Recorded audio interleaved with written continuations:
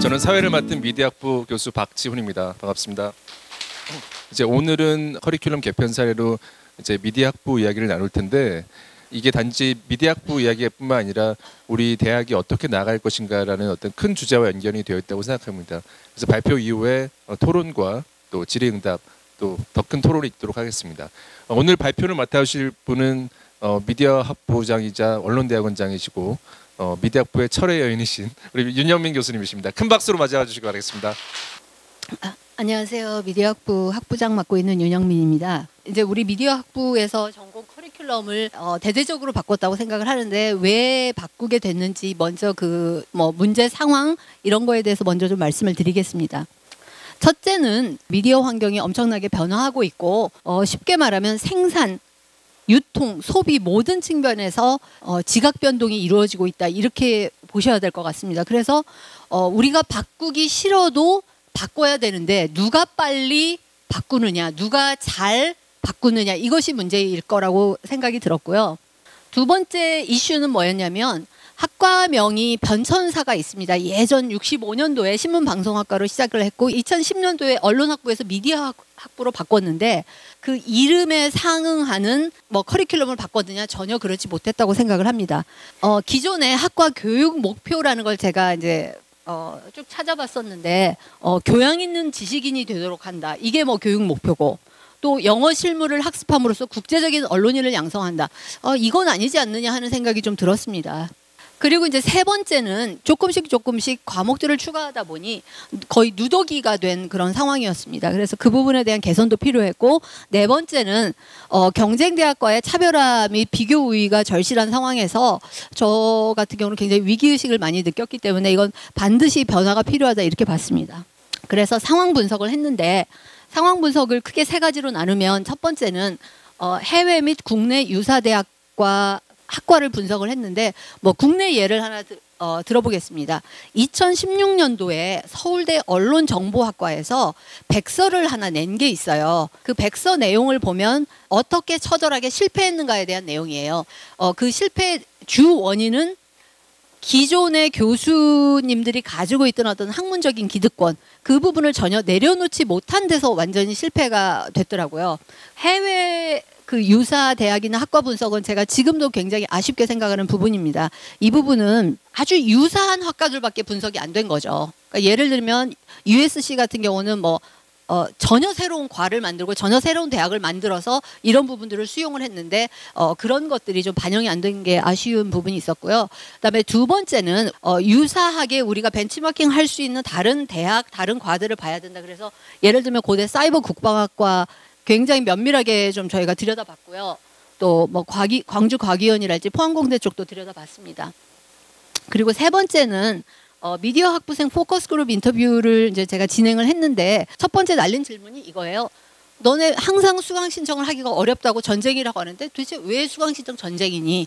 거기서부터 시작을 하니까 실타래처럼 줄줄이 굉장히 흥미로운 얘기들이 많이 나왔어요. 그 중에 하나가 뭐였냐면, 그 뒤에 무슨 커뮤니케이션이라고 붙어 있는 과목들이 굉장히 많은데, 그 과목들이 내용이 똑같다는 거예요. 딱 A라는 수업에서 써야 될 내용이 B 수업에서도 나오고 C 수업에서도 나오는 거예요. 그러다 보니 학생들은 차별화도 없는 무수한 쓸데없는 과목들이 많다, 이렇게 느끼는 거예요. 그래서 여러 가지 굉장히 재밌는 얘기들이 많이 나왔고요. 어쨌든 그래서 이제 전체적으로 상황 분석을 해본 결과 내린 결론은 핵심 키워드를 두 가지로 잡았습니다. 하나는 창의성이고 하나는 데이터 사이언스인데, 데이터 사이언스를 지금 현 시점에서 어느 과든지 관심을 안 가질 수가 없는 상황이고요. 또 하나, 우리 학부만의, 미디어 학부만의 굉장히 독특한 것이 창의성, 지금까지도 해왔지만 조금 더 이 부분을 강조하고 더 세게 가야 되겠다는 그런 생각이 들었어요. 그리고 포커스 그룹 인터뷰 결과 어떤 교수가 가르치는 게 중요한 게 아니라 학생들한테 필요한 과목이 무엇이냐를 생각을 해야 되는데, 수요자 중심 커리큘럼을 이제 고민을 해야 되겠다는 생각이 들었습니다. 먼저 발전위원회를 4월부터 6월까지 가동을 해서, 그전에는 교육 목표, 그러니까 어떤 인재를 양성하겠다는 것 자체가 없었는데, 그 부분에 대해서 좀 명확히 하고 가자고 생각이 들었습니다. 일단은 창의적 미디어 아키텍트를 육성한다는 게 저희의 이제 교육 목표고, 창의적 미디어 아키텍트가 무엇이냐?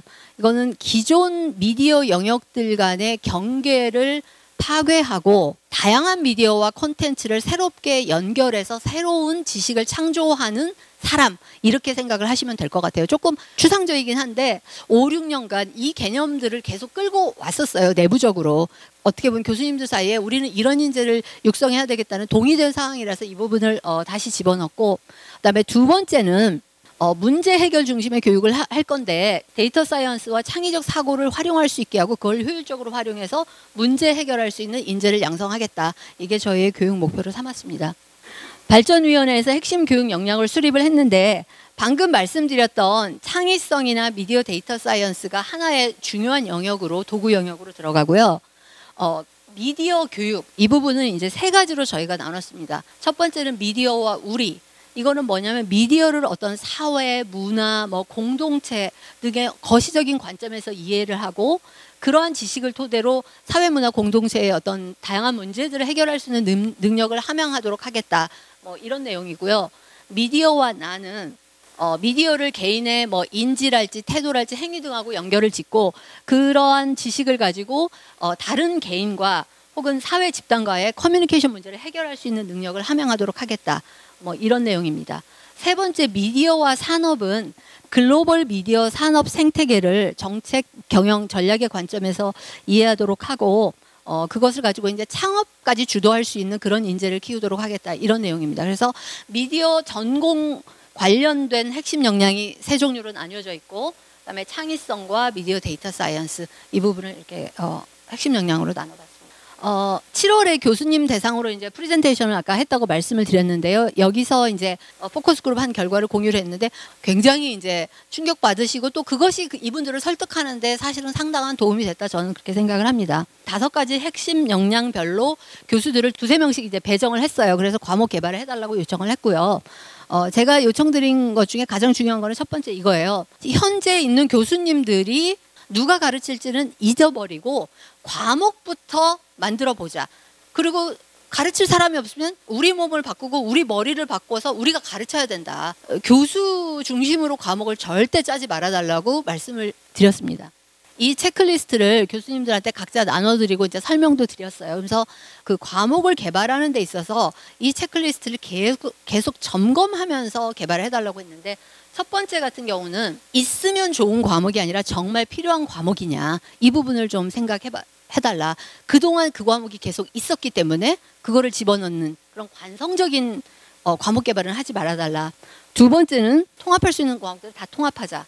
세 번째, 과목 수는 적정하냐. 네 번째는 이제 그동안 교수 요목을 보면 과목 설명이 너무 모호해요. 무슨 과목인지를 알 수가 없어요. 그래서 과목 설명이 뚜렷하고 차별화되게 제공을 해야 되고, 5번째는 과목명이 유사하다면 유사한 과목일 가능성이 없는가. 6번째는 과목명도 매력적이어야 된다. 과목명이 섹시해야 돼요. 그다음에 있어야 되는 과목이지만 정말 현실적으로 가능한 과목이냐. 그리고 수요가 있느냐. 수강 신청에 어려움 겪는 학생들에게 수강 기회를 충분히 줄 과목들로 짜여져 있느냐, 이런 부분도 고려해달라고 했고요.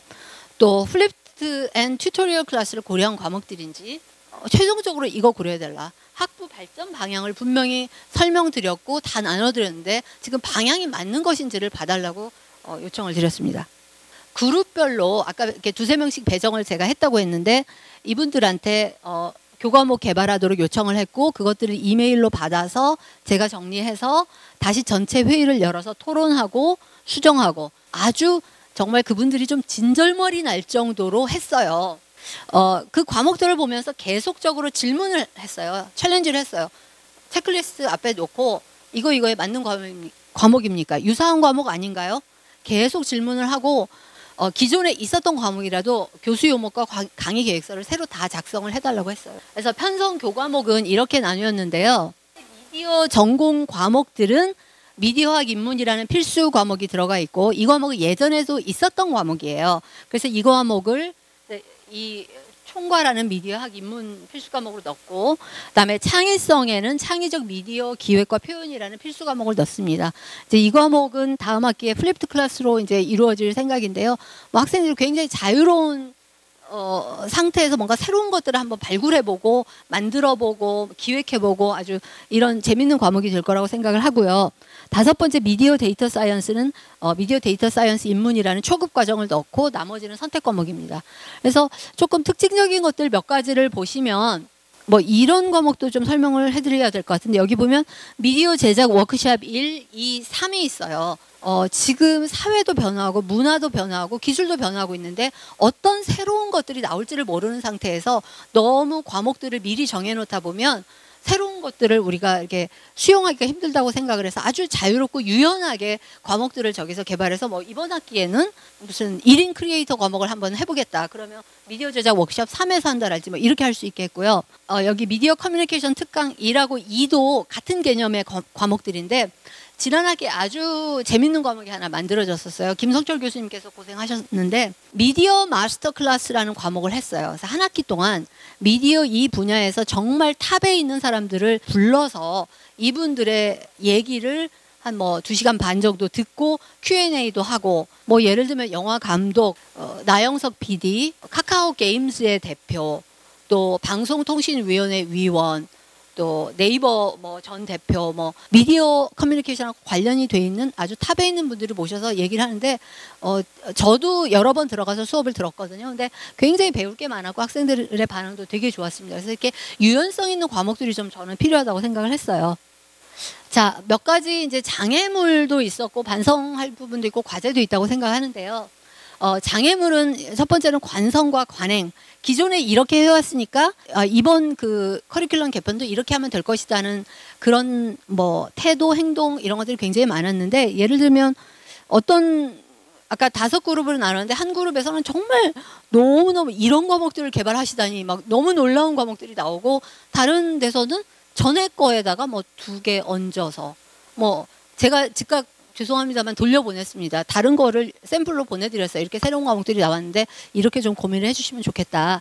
그래서 그런 어떤 기존에 하던 방식을 너무나 따르려고 하는 그 부분에 있어서 어려움이 좀 있었고요.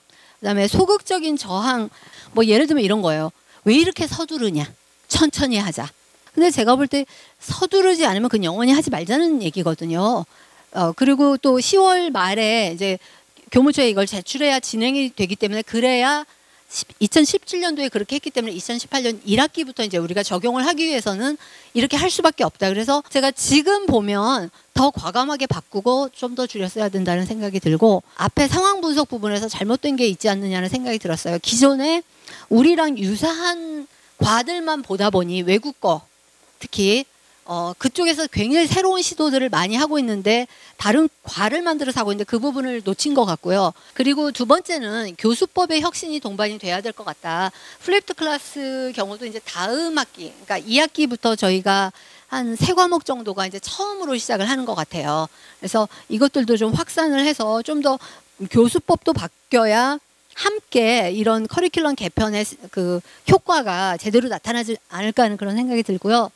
그리고 세 번째는 과목 수요가 너무 과다해요. 그러니까 우리뿐이 아니라 뭐 교양으로 들으려는 학생부터 시작해서 외국인 학생 굉장히 많고 이중 전공, 융합 전공, 교환 방문 학생들 수요가 많아서 사실은 과목을 막 줄이다 보면 개설하는 과목 수가 적어지다 보면 이런 부분들을 어떻게 해결할 수 있을까요? 굉장히 고민이 많습니다. 네 번째는 학교 시스템 개선을 통해서 폐지 과목 재수강에 대한 학생들 불편 해소할 필요가 있다는 건데 이게 뭐냐면 이런 거예요. 기존에 저희가 3과목을 통폐합해서 한 과목을 만들었어요. 학교 기록에는 어떻게 나오냐면 2과목은 아예 없어지고 한 과목은 유사 과목으로 대체되는 걸로 나와요. 그렇게 되면 폐지된 과목들을 들은 학생들은 그 과목을 재수강을 할 수가 없는 거예요.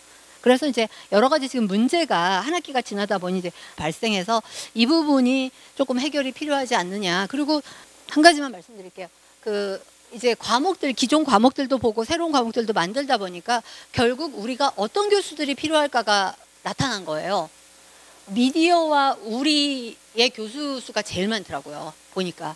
그리고 미디어와 산업의 교수 수가 적고 미디어 데이터 사이언스는 새로 만들었기 때문에 아예 차라리 아무도 없는 상황이었어요. 그래서 교수를 충원하는 과정에서도 이런 설명들을 통해서 조금은 신임 교원 충원에 대한 필요성, 당위성 이런 부분들이 확보가 되지 않았나 하는 생각도 좀 들었습니다.